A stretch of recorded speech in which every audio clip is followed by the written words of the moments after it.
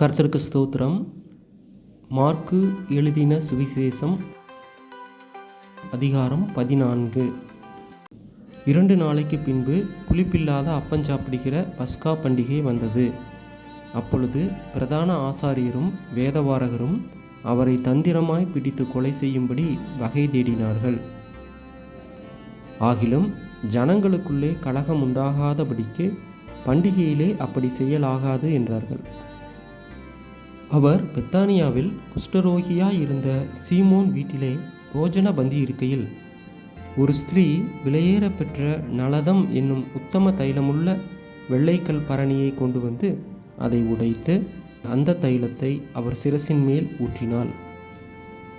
அப்பொழுது சிலர் தங்களுக்குள்ளே விசனமடைந்து, இந்த தைலத்தை இப்படி வீணாய் செலவழிப்பானேன், இதை 300 பணத்துக்கு அதிகமான கிரயத்துக்கு விற்று தரித்திரருக்கு கொடுக்கலாமே என்று சொல்லி அவளை குறித்து முறுமுறுத்தார்கள். இயேசு அவர்களை நோக்கி, அவளை விட்டுவிடுங்கள், ஏன் அவளை தொந்தரவு படுத்துகிறீர்கள்? என்னிடத்தில் நற்கிரியையை செய்திருக்கிறாள். தரித்திரர் எப்போதும் உங்களிடத்தில் இருக்கிறார்கள். உங்களுக்கு மனதுண்டாகும் போதெல்லாம் நீங்கள் அவர்களுக்கு நன்மை செய்யலாம். நானோ எப்போதும் உங்களிடத்தில் இரேன். இவள் தன்னால் இயன்றதை செய்தால் நான் அடக்கம் பண்ணப்படுவதற்கு எத்தனமாக என் சரீரத்தில் தைலம் பூச முந்திக் கொண்டாள். இந்த சுவிசேஷம் உலகத்தில் எங்கெங்கே பிரசங்கிக்கப்படுமோ அங்கெங்கே இவளை நினைப்பதற்காக இவள் செய்ததும் சொல்லப்படும் என்று மெய்யாகவே உங்களுக்கு சொல்லுகிறேன் என்றார். அப்பொழுது 12 ஒருவனாகிய யூதாஸ் காரியேத்து என்பவன் அவரை பிரதான ஆசாரியருக்கு காட்டிக் கொடுக்கும்படி அவர்களிடத்திற்கு போனான். அவர்கள் அதை கேட்டு சந்தோஷப்பட்டு அவனுக்கு பணம் கொடுப்போம் என்று வாக்குத்தத்தம் பண்ணினார்கள். அவன் அவரை காட்டிக் கொடுப்பதற்கு தகுந்த சமயம் பார்த்து கொண்டிருந்தான். பஸ்காவை பலியிடும் நாளாகிய புளிப்பில்லாத அப்பஞ்சாப்பிடுகிற முதலாம் நாளிலே அவருடைய சீஷர்கள் அவரிடத்தில் வந்து, நீர் பஸ்காவை புசிப்பதற்கு நாங்கள் எங்கே போய் ஆயத்தம் பண்ண சித்தமாயிருக்கிறீர் என்று கேட்டார்கள். அவர் தம்முடைய சீஷரில் 2 பேரை நோக்கி, நீங்கள் நகரத்திற்குள்ளே போங்கள், அங்கே தண்ணீர் குடம் சுமந்து வருகிற ஒரு மனுஷன் உங்களுக்கு எதிர்ப்படுவான், அவன் பின்னே போங்கள். அவன் எந்த வீட்டுக்குள் பிரவேசிக்கிறானோ அந்த வீட்டு எஜமானை நீங்கள் நோக்கி, நான் என் சீசரோடு கூட பஸ்காவை புசிக்கிறதற்கு தகுதியான இடம் எங்கே என்று போதகர் கேட்கிறார் என்று சொல்லுங்கள். அவன் கம்பளம் முதலானவைகள் விரித்து ஆயத்தம் பண்ணப்பட்டிருக்கிற விஸ்தாரமான மேல் வீட்டு அறையை உங்களுக்கு காண்பிப்பான், அங்கே நமக்காக ஆயத்தம் பண்ணுங்கள் என்று சொல்லி அனுப்பினார். அப்படியே அவருடைய சீஷர் புறப்பட்டு நகரத்தில் போய் தங்களுக்கு அவர் சொன்னபடியே கண்டு பஸ்காவை ஆயத்தம் பண்ணினார்கள். சாயங்காலமான போது அவர் 12 கூட அவ்விடத்திற்கு வந்தார். அவர்கள் பந்தியமர்ந்து போஜனம் பண்ணுகையில் இயேசு அவர்களை நோக்கி, என்னுடனே புசிக்கிற உங்களில் ஒருவன் என்னை காட்டிக் கொடுப்பான் என்று மெய்யாகவே உங்களுக்கு சொல்லுகிறேன் என்றார். அப்பொழுது அவர்கள் துக்கமடைந்து நானோ என்று ஒவ்வொருவரும் அவரிடத்தில் கேட்க தொடங்கினார்கள். அவர் பிரதியுத்தரமாக, என்னுடனே கூட தாளத்தில் கையிடுகிறவனாகிய 12 ஒருவனே அவன் என்று சொல்லி, மனுஷகுமாரன் தம்மை குறித்து எழுதியிருக்கிறபடியே போகிறார். ஆகிலும் எந்த மனுஷனால் மனுஷகுமாரன் காட்டிக் கொடுக்கப்படுகிறாரோ அந்த மனுஷனுக்கு ஐயோ, அந்த மனுஷன் பிறவாதிருந்தானால் அவனுக்கு நலமாயிருக்கும் என்றார். அவர்கள் போஜனம் பண்ணுகையில் இயேசு அப்பத்தை எடுத்து ஆசீர்வதித்து அதை பிட்டு அவர்களுக்கு கொடுத்து, நீங்கள் வாங்கி புசியுங்கள், இது என்னுடைய சரீரமாய் இருக்கிறது என்றார். பின்பு பாத்திரத்தையும் எடுத்து ஸ்தோத்திரம் பண்ணி அதை அவர்களுக்கு கொடுத்தார். அவர்கள் எல்லாரும் அதிலே பானம் பண்ணினார்கள். அப்பொழுது அவர் அவர்களை நோக்கி, இது அநேகருக்காக சிந்தப்படுகிற புது உடன்படிக்கைக்குரிய என்னுடைய இரத்தமாக இருக்கிறது. நான் தேவனுடைய ராஜ்யத்தில் நவமான ரசத்தை பானம் பண்ணும் நாள் வரைக்கும் திராட்சைப்பழ ரசத்தை இனி நான் பானம் பண்ணுவதில்லை என்று மெய்யாகவே உங்களுக்கு சொல்லுகிறேன் என்றார்.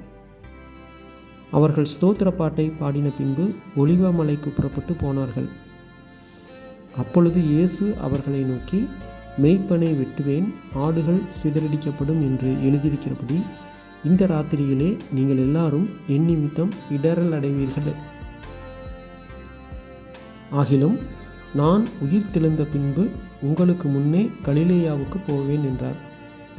அதற்கு பேதுரு, உமது நிமித்தம் எல்லாரும் இடரலடைந்தாலும் நான் இடரலடையேன் என்றான். இயேசு அவனை நோக்கி, இன்றைக்கு இந்த ராத்திரியிலே சேவல் 2 தரம் கூவுகிறதற்கு முன்னே நீ 3 தரம் என்னை மறுதலிப்பாய் என்று மெய்யாகவே உனக்கு சொல்லுகிறேன் என்றார். அதற்கு அவன், நான் உம்மோடே மரிக்க வேண்டியதாயிருந்தாலும் உம்மை மறுதலிக்க மாட்டேன் என்று உறுதியாய் சொன்னான். எல்லாரும் அப்படியே சொன்னார்கள். பின்பு கெத்செமனே என்னப்பட்ட இடத்திற்கு வந்தார்கள். அப்பொழுது அவர் தம்முடைய சீஷர்களை நோக்கி, நான் ஜெபம் பண்ணும் அளவும் இங்கே உட்கார்ந்திருங்கள் என்று சொல்லி பேதுருவையும் யாக்கோபையும் யோவானையும் தம்மோடே கூட்டிக் கொண்டு போய் திகிலடையவும் மிகவும் வியாகுலப்படவும் தொடங்கினார். அப்பொழுது அவர், என் ஆத்துமா மரணத்துக்கு ஏதுவான துக்கம் கொண்டிருக்கிறது, நீங்கள் இங்கே தங்கி விழித்திருங்கள் என்று சொல்லி சற்று அப்புறம் போய் தரையிலே விழுந்து, அந்த வேலை தம்மை விட்டு நீங்கி போகக்கூடுமானால் அது நீங்க வேண்டுமென்று வேண்டிக்கொண்டு, அப்பா பிதாவே, எல்லாம் உம்மாலே கூடும், இந்த பாத்திரத்தை என்னிடத்திலிருந்து எடுத்து போடும், ஆகிலும் என் சித்தத்தின்படியல்ல உம்முடைய சித்தத்தின்படியே ஆகக்கடவது என்றார். பின்பு அவர் வந்து அவர்கள் நித்திரை பண்ணுகிறதை கண்டு பேதுருவை நோக்கி, சீமோனே, நித்திரை பண்ணுகிறாயா? 1 மணி நேரம் நீ விழித்திருக்க கூடாதா? நீங்கள் சோதனைக்குட்படாதபடிக்கு விழித்திருந்து ஜெபம் பண்ணுங்கள். ஆவி உற்சாகமுள்ளதுதான், மாம்சமோ பலவீனமுள்ளது என்றார். அவர் மறுபடியும் போய் அந்த வார்த்தைகளையே சொல்லி ஜெபம் பண்ணினார். அவர் திரும்ப வந்தபோது அவர்கள் மறுபடியும் நித்திரை பண்ணுகிறதை கண்டார். அவர்களுடைய கண்கள் மிகுந்த நித்திரை மயக்கம் அடைந்திருந்தபடியால் தாங்கள் மறுமொழியாக அவருக்கு சொல்வது இன்னதென்று அறியாதிருந்தார்கள்.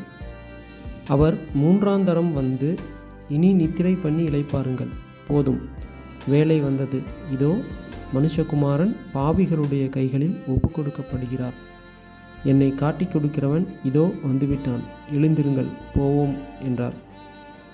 உடனே அவர் இப்படி பேசுகையில் 12 ஒருவனாகிய யூதாஸ் வந்தான்.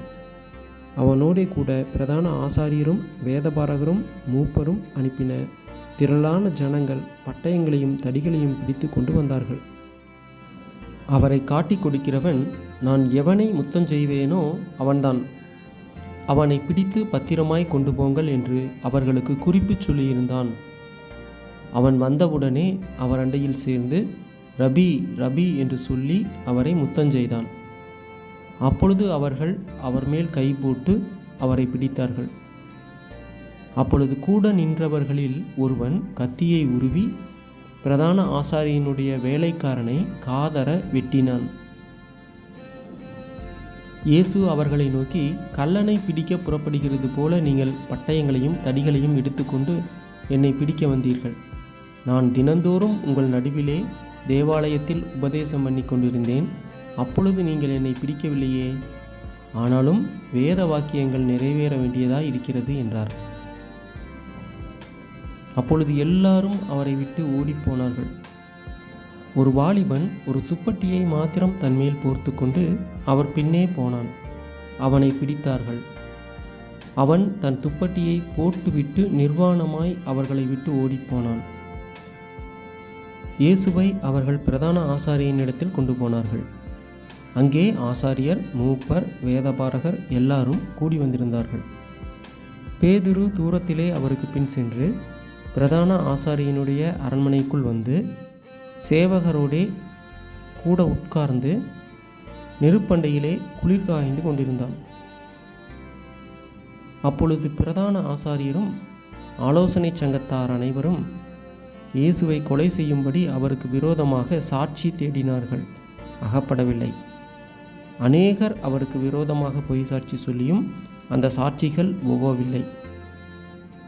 அப்பொழுது சிலர் எழுந்து, கைவேலையாகிய இந்த தேவாலயத்தை நான் இடித்து போட்டு கைவேலையல்லாத வேறொன்றை 3 நாளைக்குள்ளே கட்டுவேன் என்று இவன் சொன்னதை நாங்கள் கேட்டோம் என்று அவருக்கு விரோதமாய் பொய் சாட்சி சொன்னார்கள்.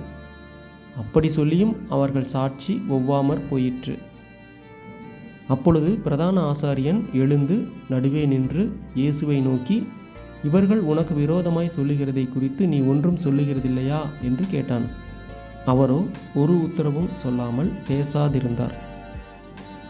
மறுபடியும் பிரதான ஆசாரியன் அவரை நோக்கி, நீ ஸ்தோத்தரிக்கப்பட்ட தேவனுடைய குமாரனாகிய கிறிஸ்துதானா என்று கேட்டான். அதற்கு இயேசு, நான் அவர்தான். மனுஷகுமாரன் சர்வ வல்லவரின் வலது பாரிசத்தில் வீற்றிருப்பதையும் வானத்தின் மேகங்கள் மேல் வருவதையும் நீங்கள் காண்பீர்கள் என்றார். பிரதான ஆசாரியன் இதை கேட்டவுடனே தன் வஸ்திரங்களை கிழித்து கொண்டு, இனி சாட்சிகள் நமக்கு வேண்டியதென்ன? தேவதூஷணத்தை கேட்டீர்களே, உங்களுக்கு என்னமாய் தோன்றுகிறது என்றான். அதற்கு அவர்கள் எல்லாரும், இவன் மரணத்துக்கு பாத்திரனாய் இருக்கிறான் என்று தீர்மானம் பண்ணினார்கள். அப்பொழுது சிலர் அவர் மேல் துப்பவும் அவருடைய முகத்தை மூடவும் அவரை குட்டவும், ஞான திருஷ்டியினாலே பார்த்துச் சொல் என்று சொல்லவும் தொடங்கினார்கள். வேலைக்காரரும் அவரை கன்னத்தில் அறைந்தார்கள். அத்தருணத்திலே பேதுரு கீழே அரமனை முற்றத்தில் இருக்கையில் பிரதான ஆசாரியனுடைய வேலைக்காரிகளில் ஒருத்தி வந்து குளிர் காய்ந்து கொண்டிருக்கிற பேதுருவை கண்டு அவனை உற்று பார்த்து, நீயும் நசரேயனாகிய இயேசுவோடே இருந்தாய் என்றாள். அதற்கு அவன், நான் அறியேன், நீ சொல்லுகிறது எனக்கு தெரியாது என்று மறுதலித்து வெளியே வாசல் மண்டபத்துக்கு போனான். அப்பொழுது சேவல் கூவிற்று. வேலைக்காரி அவனை மறுபடியும் கண்டு, இவன் அவர்களில் ஒருவன் என்று அருகே நின்றவர்களுக்கு சொன்னாள். அவன் மறுபடியும் மறுதலித்தான். சற்று நேரத்திற்கு பின்பு மறுபடியும் அருகே நிற்கிறவர்கள் பேதுருவை பார்த்து, மெய்யாகவே நீ அவர்களில் ஒருவன், நீ கலிலேயன், உன் பேச்சு அதற்கு ஒத்திருக்கிறது என்றார்கள். அதற்கு அவன், நீங்கள் சொல்லுகிற மனுஷனை அறியேன் என்று சொல்லி சபிக்கவும் சத்தியம் பண்ணவும் தொடங்கினான். உடனே சேவல் 2ஆம் தரம் கூவிற்று. சேவல் 2 தரம் கூவுகிறதற்கு முன்னே நீ என்னை 3 தரம் மறுதலிப்பாய் என்று இயேசு தனக்கு சொன்ன வார்த்தையை பேதுரு நினைவு கூர்ந்து மிகவும் அழுதான்.